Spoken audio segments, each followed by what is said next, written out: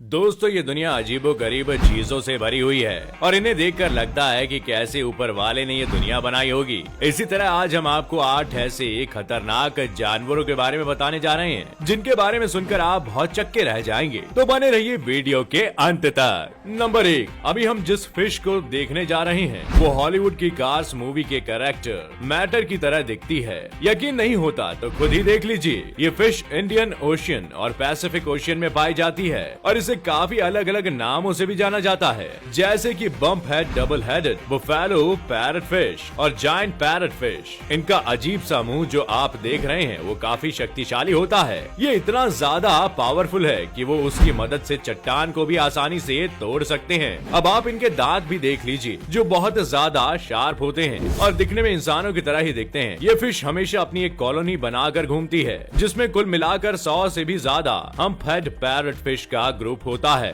भले ही ये पावरफुल होने के बावजूद इंसानों को नुकसान नहीं पहुंचाती, लेकिन फिर भी आप इसे देखने के लिए इसके नजदीक ना चले जाना दोस्तों। नंबर 2, रिबन ईल। इस ईल को देखने के बाद आपको इसका नाम ऐसा क्यों रखा गया है ये तो पता चल ही चुका होगा। जाहिर सी बात है, ये ईल रिबन जैसी पतली और लंबी है और कुछ हद तक वैसी दिखाई भी देती है। ये प्रजाति सबसे पहले पैसिफिक ओशियन में पाई गई थी, लेकिन अब ये इंडोनेशिया में ज्यादा देखने को मिल सकती है। इसे रिबन ईल के अलावा रीफ नोज ईल भी कहा जाता है। इसके मुंह को अगर हम देखें तो ये हर वक्त खुला ही रहता है, लेकिन इसका मतलब ऐसा नहीं कि ये हर वक्त खाना ही ढूंढ रही होती है। ऐसा इसलिए क्योंकि इनकी प्रजाति ही ऐसी है। ये ईल तकरीबन 25 से 40 सेंटीमीटर तक बढ़ सकती है और इनका लाइफ स्पैन तकरीबन 20 सालों तक का होता है। ये भले ही डरावनी होती हैं, लेकिन इनसे इंसानों को कोई खतरा नहीं होता। क्या आपने इससे पहले ऐसी कोई फिश देखी थी? नंबर 3, कैरावेला पोर्टुगीसा। आप में से काफी लोग बीच पर तो गए ही होंगे। वहाँ पर कभी कदार कूड़ा भी होता है जिसमें ज्यादातर प्लास्टिक की चीजें ही होती हैं, जो कि बिल्कुल भी अच्छी बात नहीं है। और जरूरी नहीं कि बीच पर पड़ी हर चीज प्लास्टिक ही हो, कभी कभार ये कोई जानवर भी हो सकता है। ये दिखता तो किसी गुब्बारे जैसा है, लेकिन ये समुद्र का एक जीता जागता जानवर है जिसे पोर्टुगीज मैन ऑफ वॉर भी कहा गया है। देखा जाए तो ये सिर्फ एक जीव नहीं बल्कि इसमें काफी सारे छोटे छोटे समुद्री जीवों की प्रजातियां भी होती है जिसमें ये अपनी एक कॉलोनी बनाकर रहते हैं। ये ज्यादातर समुद्र के बीचों बीच तैरते हुए ही नजर आते हैं। सिर्फ कभी कभार समुद्र के तेज बहाव के कारण इन्हें किनारों पर आना होता है। Number 4, jellyfish bioluminescence. समुद्र में जेलीफिश का होना अभी काफी आम बात है क्योंकि काफी लोगों ने इन्हें देखा है और इनके बारे में जानते भी हैं। लेकिन हम आपको बता दें कि आपने अभी तक कितने ही जेलीफिश देख लिए हों, लेकिन ऐसा तो बिल्कुल भी नहीं देखा होगा क्योंकि अभी हम आपको ये जेलीफिश दिखाने जा रहे हैं। वो काफी खूबसूरत और अनदेखी है।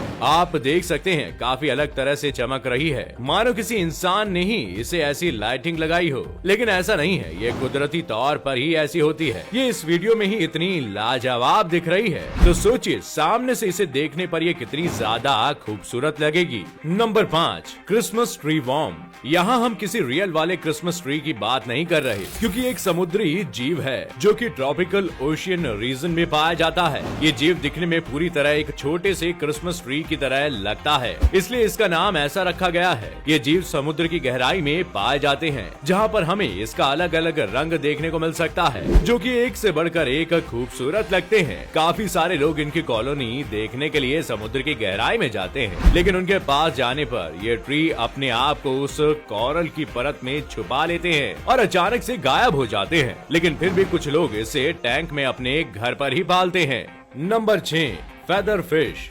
ये खूबसूरत सी दिखने वाली फिश असल में अलग अलग तरह के फेदर स्टार फिश का कॉम्बिनेशन होती है, जैसे कि स्टार फिश वगैरह जो एक से बढ़कर एक दिखाई देते हैं। फेदर स्टार फिश की बात की जाए तो ये Indian and western Pacific ocean में पाई जाती है जो कि समुद्र की काफी गहराई में होती है। इस तरह से ये यहाँ से वहाँ ट्रैवल करती रहती है और अपना खाना भी इसी तरह से खाती है। आप जो इसके फेदर देख रहे हैं वो इसके आसपास के पानी को फिल्टर करते रहते हैं और जितने भी छोटे मोटे पार्टिकल्स खाने लायक होते हैं और ये उसे अपने में कंज्यूम कर लेते हैं। तो है ना खास बात। इन्हें अभी तक काफी कम लोगों ने देखा है क्योंकि पहली बात तो ये कि ये काफी गहराई में होते हैं और साइज में काफी छोटी भी। इसे पहली बार देखने पर शायद किसी को कोई मछली लगेगी जो अगर बीच पर आ जाए तो किसी प्लांट की तरह लग सकती है।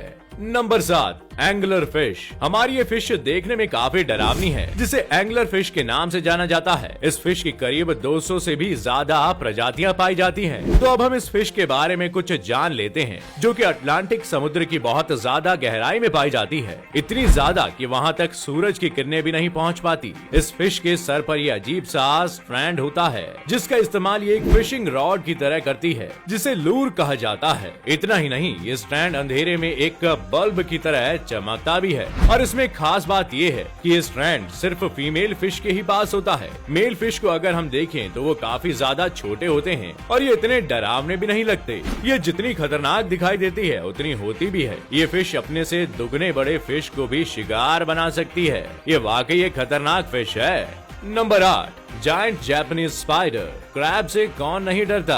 अगर एक बड़ा सा स्पाइडर किसी के सामने आकर खड़ा हो जाए तो सामने वाला डरेगा ही। हमारा अगला क्रैब भी कुछ हद तक स्पाइडर की तरह ही है, जो कि जापान के समुद्र में बहुत ही गहराई में पाया जाता है, जो कि अपनी ही कॉलोनी के साथ रहती है, जिसमें 100 से भी ज्यादा स्पाइडर क्रैब मौजूद होते हैं। इनके पैर काफी मजबूत और खतरनाक होते हैं, जो कि तकरीबन 3 मीटर तक बढ़ सकते हैं। और इनके वजन की बात की जाए तो ये 20 किलोग्राम तक बढ़ सकता है, जो कि एक क्रैब के लिए ज्यादा है। ये हर 6 हफ्तों के बाद अपना कवच बदलते हैं, जो कि कुछ इस तरह का होता है। ये करने के तुरंत बाद ही अपने शिकार के तलाश में निकल जाते हैं। इस तरह के क्रैब हमारे आसपास तो दिखना मुश्किल है, लेकिन फिर भी आपको दिखाई दे तो इनके पास जाने की गलती बिल्कुल मत कीजिएगा। तो दोस्तों, ये थे वो 8 खतरनाक जानवर जिनके बारे में सुनकर आपको समझ आ गया होगा कि दुनिया में सब कुछ इतना सिंपल नहीं है। इन जानवरों के बारे में आप क्या सोचते हैं, हमें कमेंट करके जरूर बताइएगा। वीडियो को लाइक शेयर करना ना भूलें। हम फिर मिलेंगे आपको एक नए वीडियो के साथ, कुछ नई बातों के साथ और नई जानकारियां लेकर। तब तक के लिए अलविदा।